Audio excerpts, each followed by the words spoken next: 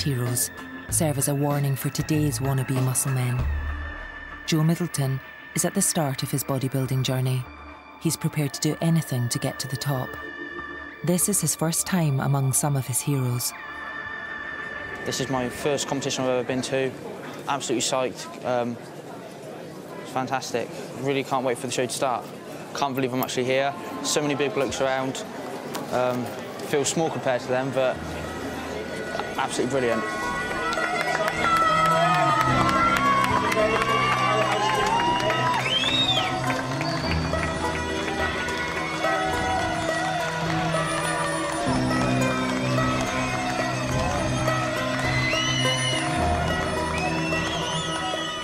From what I've seen tonight, it's been fantastic. Just the feeling I've got sat there watching these blokes pose, fight off against each other for their title was just so motivating.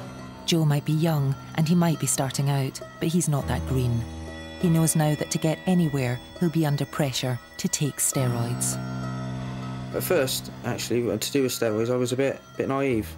My dad always said to me that these blokes are on steroids, and I don't believe him. The more reading I'd done, the more I found out about it, and I realised that, yeah, they all did take steroids. Joe's been honest with his parents, and they're worried. I personally hope that he doesn't take that road. And as a parent, I'd be concerned that, the bad things that could happen to him, to actually get into that lifestyle. I don't know how it's going to affect him in the long term, what's going to happen to his body, when he has side effects, mood swings, and because you just don't, I just don't know. There's something more satisfying than being the best, and if that means taking steroids, lots of tablets, to me it's worth it.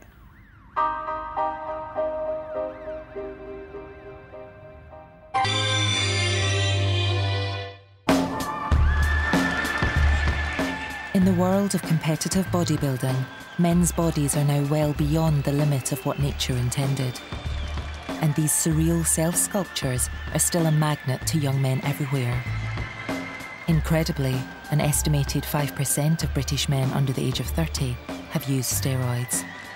It seems to me that this preoccupation with male body image and the associated problem of steroid use is not going to go away anytime soon. I don't see any trend that is going to arrest this phenomenon over the next decade or two.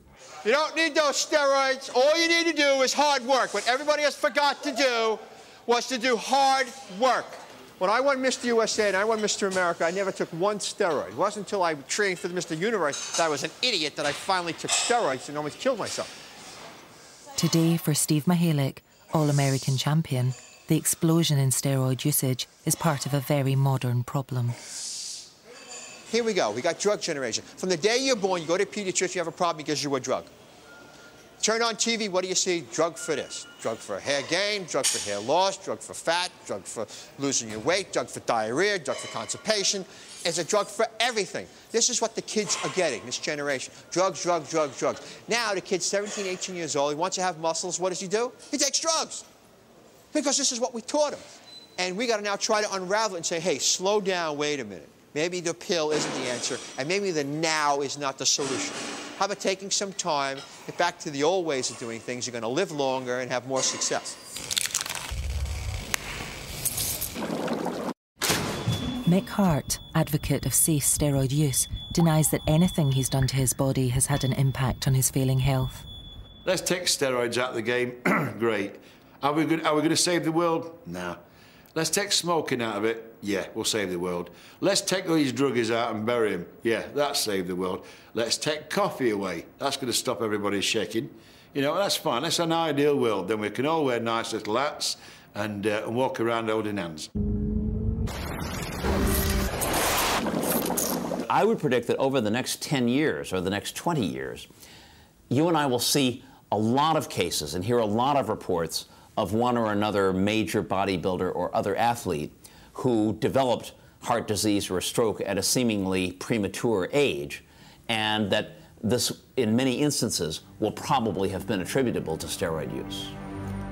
And what of Greg Valentino? the ultimate in steroid-pumped bodybuilding. He paid a terrible price, but he's lived to tell the tale. And he still enjoys telling that tale. Look at that. I let the needle hang. Richie, look at this. Come here. I let the needle just like stick in there and then hang. Oh, man. I love it, though. It's fucked up. You saw this tape before? Rich, you saw this? No, what the hell is that? That's me. Look, I'm draining a hematoma out of my arm. Look. Wait, look. By the end of the tape... Oh, man, you're lucky you didn't die. Bro, look at that shit. Look. Wait, look at the needles all bent like a fish hook. Oh, gosh. Watch, I'm talking to Bob. See, I'm on the phone. I'm talking to Bob, Obi. I was on the phone with him while he was doing that. And I said, Greg, you gotta go to the hospital. Nah, I wasn't scared. I was stupid. I was laughing, right? And he's going to me, what are you laughing at? You should be going to the hospital. Look at it, look at all that shit. That must have been localized. Look at the pus floating on top of the blood. Oh, gosh. Look at that shit. It looks like an amputee. It looks like a fucking a ball sack without balls. It looks like like a breast implant. Bob, tell him how lucky he is he's alive. That's when I was happily juiced up. Told me we would have came and dragged him. That was fucked up. Carried him. That was really fucked up. I was fucked up. It was really gross. You guys like that, huh? Have a good one, fellas. 3,000 miles away, can Greg's steroid horror story warn off wannabe muscle man Joe? Oh, how can you do that to yourself? Oh my God. I mean, No, he's stuck don't at like this.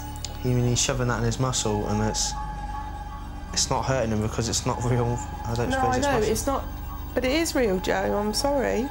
There's limits to how far I would go. I would take steroids eventually. Oh, but I don't want to know that, yeah, Joe. So. but I would. I would never take it to an extreme like that where he's having to drain his muscle. I mean, to be honest, I've got quite a high pain threshold, but sticking a needle that long in my muscle, straight through it, and continuously doing it, draining fluid out of it, I mean, I don't think I'd want to do that no matter what. How much money I could get. No. Good. I'm still going to be the biggest and the best, just not that kind of freakishly weird big. But you could end up like this, Joe. I just, as a mum, I could not sit by and let you do it. This is really, really scary. To actually think that Joe might end up like this. The thought really frightens me, to be honest. I don't know. I don't start crying. Oh, I'm sorry, Joe, but I can't watch this anymore. I'm not here looking to be like, don't look at me as a role model. Because I am no role model. What I had to do to get there, I don't know if I could ever do it again. I don't think it's even in me to do it again. You know, I had to, you know, take a beat and sit in a jail cell. I mean, I had to do a lot, you know. I had infections that almost killed me, you know. I had to watch my girlfriend die, you know. I lost my family, lost my children, lost, you know, made, you know, $1 million, lost $1 million. So, I mean, you know, and I sold my soul to the devil. And I had to also bend over when it was time, and it was time for him to collect. I stuck my ass in the air and I told him, be gentle.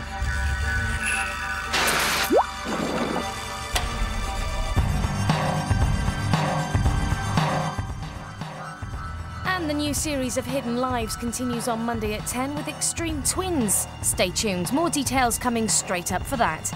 And next on 5 for your Thursday night, John Barnes' Football Night.